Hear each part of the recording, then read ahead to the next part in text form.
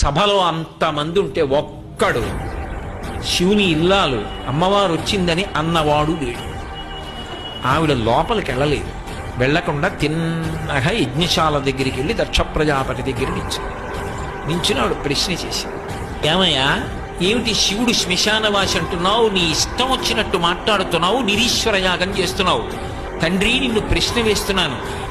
లోకంలో పైకి అమంగళంగా కనపడతాడు, ఏదో కపాలమాల వేసుకుంటాడు, కానీ నిజంగా లోకంలో ఏదైనా అమంగళమైంది కనపడింది అనుకోండి, శివశివ అంటాం. ఆయన పైకి అమంగళంగా కనపడతాడు, కానీ ఆయనంత మంగళప్రదుడు లోకమనందు లేడు. నీకు తెలియదా ఈ విషయం? ఆయన చేతకాక పట్టుకున్నాడా? ఆయన శ్మశానంలో ఎందుకుంటాడో నీకు తెలీదా?